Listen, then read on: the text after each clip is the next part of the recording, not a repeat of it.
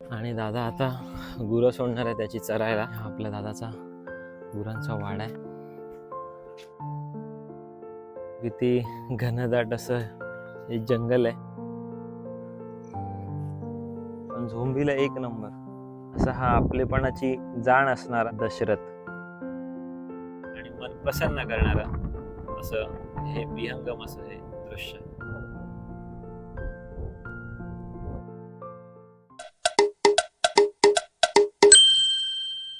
नमस्कार मित्रांनो, मी नितेश शशिकांत पलनकर तुमच्या सगळ्यांचं पुन्हा एकदा स्वागत करतो आपल्या सगळ्यांच्या यूट्यूब चॅनलमध्ये, ज्याचं नाव आहे पलनकर्स लाईफ. तर मित्रांनो, माझ्या मागे बघून तुम्हाला कळालंच असेल की आपण आता आपल्या गावाला आहोत, गोटेखलाटी मंडणगडला. आणि मस्तपैकी पावसाचं वातावरण सगळीकडे झालेलं आहे, हिरवागार निसर्ग सगळीकडे झालेला आहे. आणि आज आपला बेत आहे आपल्या रविदादासोबत रानात फिरायला जायचा. तर आपल्या रविदादा आता त्याच्या गुरांना रानात फिरायला घेऊन जातोय. म्हटलं आपण सुद्धा दादासोबत थोडंसं जाऊया, रानात भटकूया, गुरांना चरवूया, इतर ज्या काही गोष्टी आहेत रानातल्या त्या थोड्याशा बघूयात आणि तुम्हाला सुद्धा ते दाखवण्याचा प्रयत्न करूयात. आपल्यासोबत आपला रविदादा आहे आता, आणि आपण आता लगेचच जाऊयात रानात गुरांना चरवायला. चला सुरू करूया मग आपल्या आजच्या या व्हिडिओला. गावचा असा आपला हिरवागार असा हा निसर्ग, मस्त सगळीकडे आता गवत उगवलेलं आहे मित्रांनो, आणि थोडंसं ढगाळ वातावरण आहे. आणि दादा आता गुरं सोडणार आहे त्याची चरायला. बघा इथे पण आपल्या शांताराम काकांचा हा गुरांचा वाडा आहे. इथे पण काही जुने वाडे आहेत. बघा हे मातीचे आहेत, त्या साईडचे आहेत ते.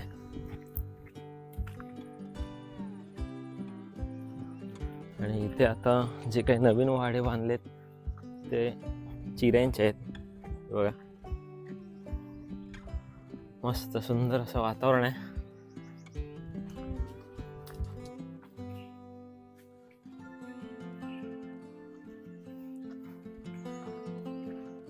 या झाडांतून मस्त पायवाट गेलेली आहे आणि त्या पायवाटेने आपण चालतोय मित्रांनो. रोशनी वहिनी पण आपल्या सोबत आहे. आणि हा आपल्या दादाचा गुरांचा वाडा आहे. शेण वगैरे बघा किती साचलेलं आहे. शेणखत वगैरे आपण बनवतो त्यापासून.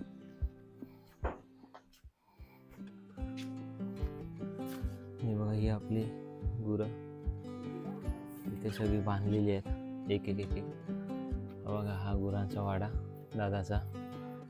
आणि वहिनी आता एकेकाला सोडते गुरांना तिकडून. हा इकडे सोमार आहे आणि इथे मोऱ्या आणि बाकीचे बघा आता एक एक लाईनीत येतील बाहेर. आपण बाजूला होऊयात. बघा एक एक जण मित्रांनो आता बाहेर पडतायत.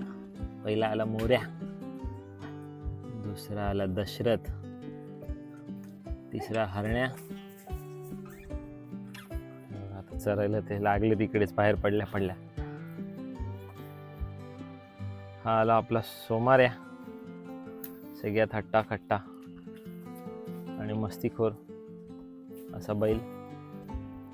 आणि हा आला गुलाल, याच्यापासून थोडंसं लांबच राहायचं. हे बघा सगळेजण आता चरायला लागलेले आहेत मस्त एकदम. तर आज कुठे लावणार, मालावरती लावायचे त्यांना की मित्रांनो? इकडून पण जातात ह्या साईडने, ते खाली कामतात जिथे खलाटी शेत आहेत. पण आज दादा त्यांना मालावरती लावणार आहे, वरती डोंगरावरती. त्यांना वरती डोंगरावर जायला कंटाळा आला वाटतं की काय. मोऱ्याचं थोडं वय झालंय मित्रांनो, आणि बाकी सगळी गुरं तशी तरुणच आहेत. आपला एक व्हिडिओ सुद्धा आहे चॅनलवरती त्यांचा नांगरणीचा, बाकी इतर 4 बैलांचा. बघा मित्रांनो कसे वाट काढत ते सगळेजण जात आहेत. पुढे एक जण आहे, तिकडे इथे एक जण आहे. बघा मोऱ्या हळूहळू येतोय मागून. किती घनदाट असं हे जंगल आहे, झाडी आहेत. हे बघा इथे पुढे पण सगळीकडे रान वाढलेलं आहे आता. बघा ह्या साईडला पायवाटा पण कुठेतरी कमी होत चालल्यात. पण आता दादा वगैरे किंवा आपल्या गावातील इतर काही माणसं अजून जातात असं. मालावरती, डोंगरावरती, त्यामुळे त्या वाटा अजून त्यातल्या त्यात ठीकठाक आहेत. हो मित्रांनो, कसे सगळेजण लाईनीत एक एक एक एक पुढे चालत आहेत. बघा दशरथ आहे, पुढे अजून आहेत काय काय. हा दशरथ आणि हा मोऱ्या, इकडे आहे गुलाल आपला. कुठे पण चढतात ते मध्ये मध्ये. मग दादाला असं त्यांना वाटेत आणावं लागतं व्यवस्थित. बघा आता आला तो त्यांच्या मागून. बघा कसं पुढे जायला बघतो आता तिकडं. मोऱ्याचं थोडं वय झाल्यामुळे तो हळू चढतो, पण बाकीचे एकदम तरणे बांड आहेत आणि ते व्यवस्थित पळतात, धावतात.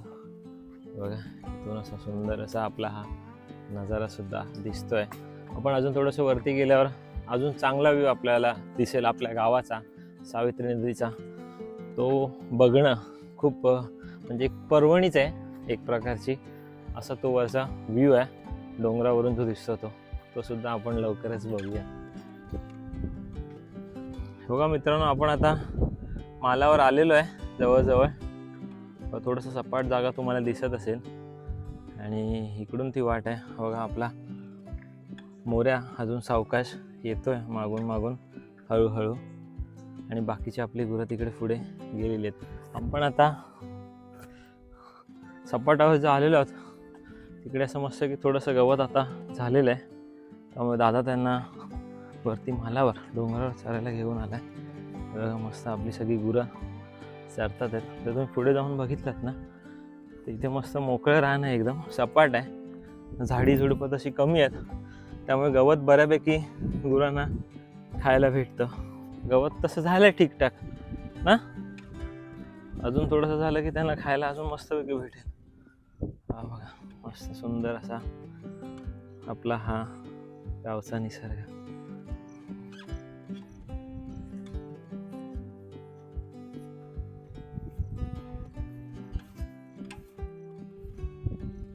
तो गुलाल आहे मित्रांनो डाव्या साईडला, थोडा डांबीस बैल आहे. दादाशिवाय कोणाला ऐकत नाही. मस्त की चरत जात आहेत ते लोक पुढे. काही जण इकडे आहेत, हे बघा इकडे. इथे आपला हा सोमार आहे, अगदी शांत बैल. तुम्ही जवळ जाऊन सुद्धा त्याला काय केलं तरी तो काहीच करणार नाही, पण झोंबीला एक नंबर. हा बघा असा आपला सोमार आहे.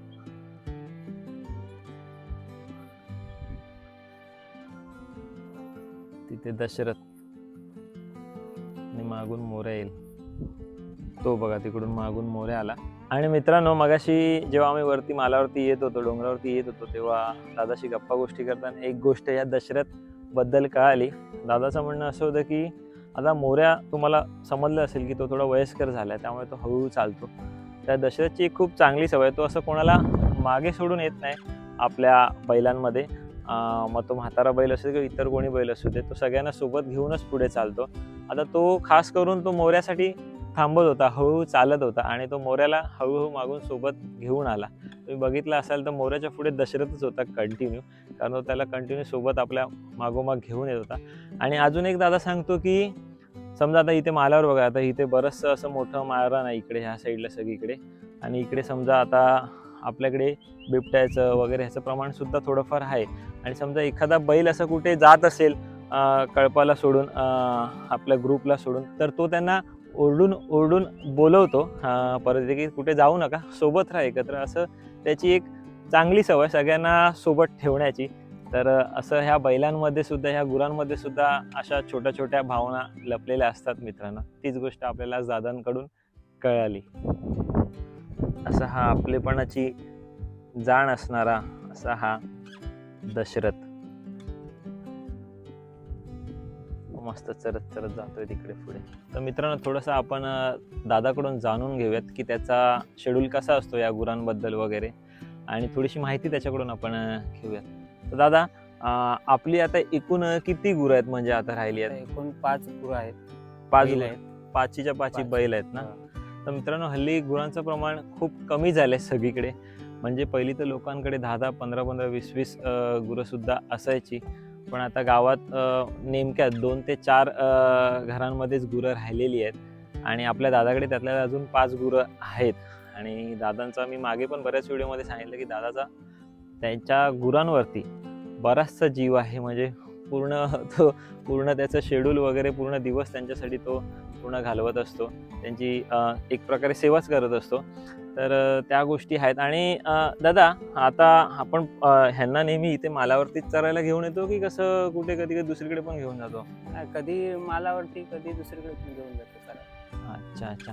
तर दादाचं म्हणणं आहे की कधी कधी मालावरती आणतो आणि कधी कधी दुसरीकडे तिथे आपल्या खलाटी आहे म्हणजे शेती वगैरे आहे तिकडे त्या साईडला. आता शेती तशी फार कमी झाली आहे बऱ्याचशा ठिकाणी कोकणात, तर तिथे सुद्धा गवत असतं मुबलक प्रमाणात, बरोबर ना? हो तर तिकडे दादा कधी कधी तिकडे सुद्धा घेऊन जातो. दादा आपण येताना म्हणजे आता इकडून आलो बरोबर, हो आणि मस्त की तेव्हा ते सोबत चालत होते. हो. आणि इकडे आल्यावरती हे बघा हे सगळं कोण दोघं जण तिकडे गेले आहेत, कोण एक जण तिकडे त्या साईडला गेलाय, कोण इकडे एक जण गेलाय.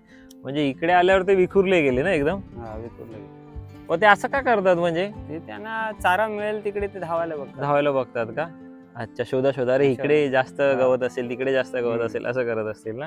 हो. बघा एक मला वाटतं तिकडे त्या साईडला खाली आहे मित्रांनो. ते कोण आहे? मोरे असेल मला वाटतं. हा मोरे आहे. हा दोघं जण तिकडे आहेत तिकडे त्या साईडला. हरणी आहे. हरण्या पण आहे. हरण्या पण आहे. दादा आता ह्या गुरांना आपण आता किती वाजता म्हणजे वरती घेऊन येतो दिवसावर? 11 वाजता आणतो हा हा हा. आणि 5 वाजेपर्यंत घेऊन जातो. अच्छा, 11 वाजता तू आणतोस आणि 5 वाजेपर्यंत इकडेच राहतात गुरं सगळे. आणि मग मग तू पण थांबतोस त्यांच्यासोबत नाही, की? मी सोडून जातो घरी. अच्छा, सोडून जातोस ना. पण कधी कधी थांबायचं ना पहिलं मला वाटतं. कधी कधी थांबायचं पहिलं. हा आता काय वरती आहे नाही ना, रानामध्ये काय आहे नाही म्हणजे खाण्यासाठी त्यांना हा हा म्हणजे भात शेती किंवा कुठली नाचणी वगैरे काय आहे नाही. बरोबर. त्याच्यामुळे मुबलक प्रमाणात ते सगळं मोकळं रान आहे, त्याच्यामुळे त्यांना सोडून जातो. अच्छा, म्हणजे आपल्याला असं टेन्शन आहे की लोकांचं तो नुकसान करेल वगैरे किंवा काय नाही, काहीच करतील, नाही आता. शेतीचं नुकसान करेल, त्यामुळे बिंदासपणे आपण हो, सोडून जाऊ शकतो इकडे. हो. आणि मग नंतर ते संध्याकाळी आपोआप येतात ना, आपोआप 4-5च्या दरम्यान. हा, 5च्या दरम्यान येतात घरी. अच्छा अच्छा. तर मित्रांनो इथे मालावर जिथे आपण आलेलो आहोत तिथे ही दादाची जागा आहे थोडीफार. आणि इथे त्यांनी काजू वगैरे बघा, हे काजूची वगैरे त्यांनी इथे लागवड केलेली आहे. बघा, इकडे पण लावलेले आहेत काही ठिकाणी. बघा इकडे ह्या साईडला पण आहेत काजू. पुढे पण लावले आहेत का दादा तिकडे त्या साईडला? खाली पण आहेत. खाली पण आहेत का? मित्रांनो मस्त रिमझिम पावसाला आता सुरुवात झालेली आहे आणि सगळीकडे ढगाळ वातावरण एकदम झालेलं आहे. त्या साईडला तिकडे लांब बघाल तर तिकडे धुकं सुद्धा थोडंफार पसरलेलं आहे. पाऊस तिकडे आहे बराचसा. तर मित्रांनो आपण आता चाललो आहोत तो नजारा बघायला जो मी तुम्हाला मगाशी सांगत होतो.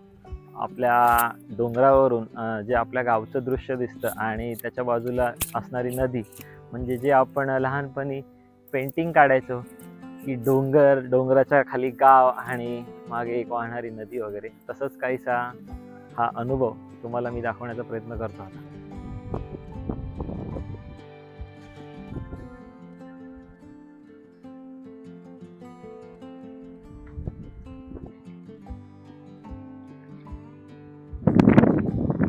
बघा, सुपर्ब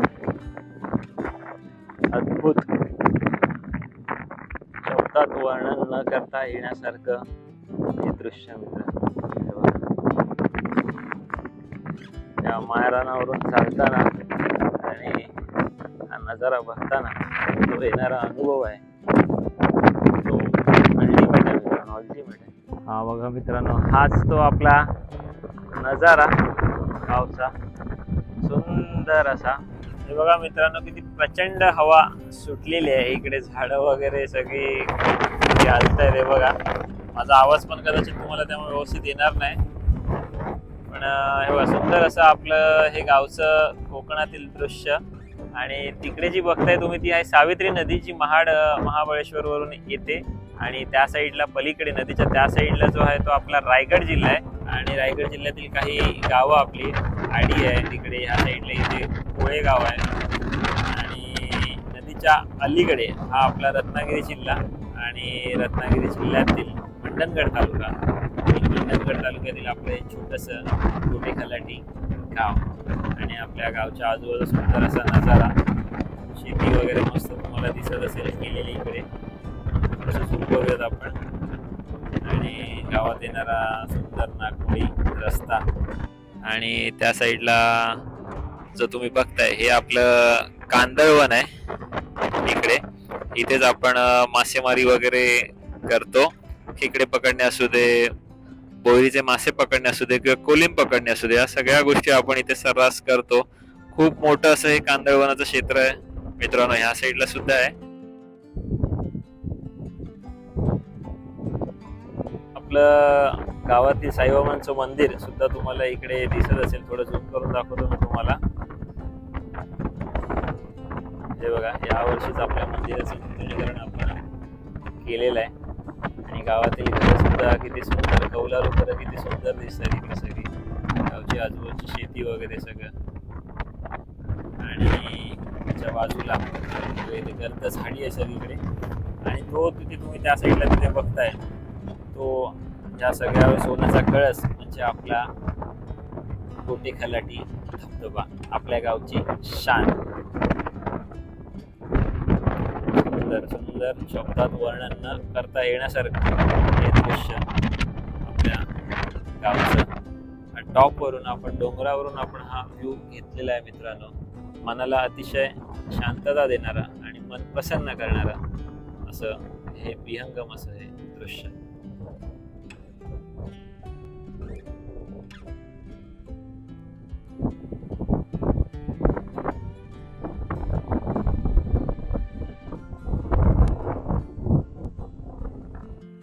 मित्रांनो, असं निसर्गाच्या सानिध्यात बसणं आणि तो अनुभवणं यासारखं वेगळं सुख नाहीये.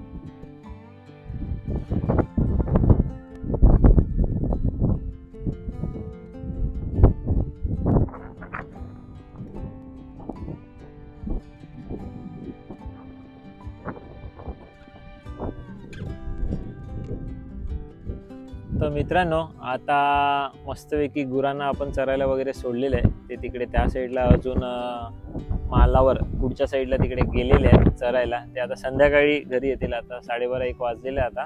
आणि आपण आता घरी जाऊयात. जेवायची वेळ झालेली आहे आपली. गुरांना चरू दे, ते आपोआप, त्यांना रस्ता माहिती असतो, ते आपोआप ते संध्याकाळी 4-5च्या दरम्यान बरोबर घरी येतात. आणि आपण आता हा व्हिडिओ इथेच थांबवूयात. तुम्हाला हे थोडक्यात आम्ही दाखवण्याचा प्रयत्न केला. आजचा दिवस दादासोबत आपण थोडासा आज टाईम स्पेंड केला. गुरांना वगैरे तो चरवायला घेऊन गेला तेव्हा आपण त्याच्यासोबत थोडा वेळ घालवला. आणि हे गावचं आपण दृश्य तुम्हाला, विहंगम असं नयनरम्य असं दृश्य तुम्हाला दाखवण्याचा प्रयत्न आम्ही केला. तर तुम्हाला आपला आजचा संपूर्ण व्हिडिओ कसा वाटला हे तुम्ही आम्हाला आवर्जून कळवा. भेटूया पुढच्या अशाच नवीन व्हिडिओमध्ये. तोपर्यंत धन्यवाद. बाय.